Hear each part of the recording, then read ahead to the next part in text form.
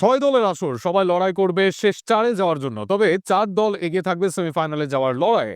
বাকি দল লড়াই করলে অন্য দলের চেয়ে পিছিয়ে থাকবে তাদের চেয়ে। সব মিলিয়ে বিপিএল এ শেষ চারে যাওয়ার লড়াই কারা থাকবে। বিপিএল শুরু হয়নি এখনো, তবে আমেজ ছড়িয়ে আছে চারদিকে। সব থেকে বেশি উত্তেজনা বিপিএল এর দল গঠনে। বিদেশি খেলোয়াড় উন্মুক্ত থাকায় বিপিএল এ দলগুলোর প্রতিনিয়ত দেখাচ্ছে চমক, আর সেখানে সব দলই এগিয়ে যাচ্ছে একে অন্যের চেয়ে। তবে সেখানে কোন চার দল যাবে তা নিয়ে আছে অনেক সমালোচনা। শেষ চারে যাওয়ার জন্য সবচেয়ে ফেভারিট নাম রংপুর রাইডার্স। আসরের অন্যতম সফল এই ফ্রাঞ্চাইজি দলে আছে দেশি বিদেশি অনেক তারকা।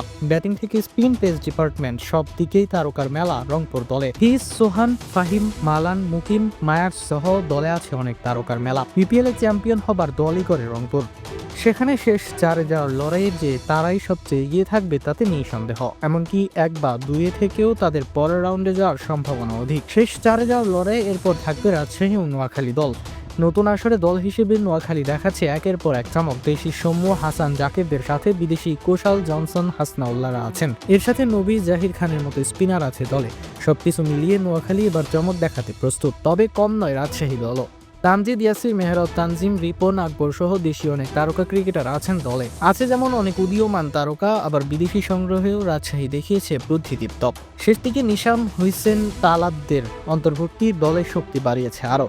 বাকি স্পটের মাঝে লড়াই করবে সিলেট ও ঢাকা দল। ঢাকা দলের ব্যাটিং ইউনিটি শক্তিশালী, আছে অনেক অলরাউন্ডার, যা টি-20 ক্রিকেটে তাদেরকে এগিয়ে রাখবে বেশ। তবে তাদের দুর্বলতা বোলিং আক্রমণে, বিশেষ করে স্পিন বোলিং আক্রমণে তেমন মুখ নেই দলে।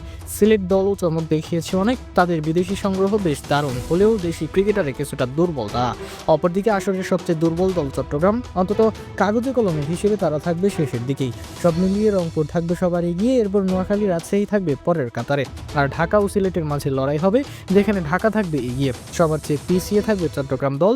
এবার দেখা যাক আসল আসরে কারা যায় শেষ চারে।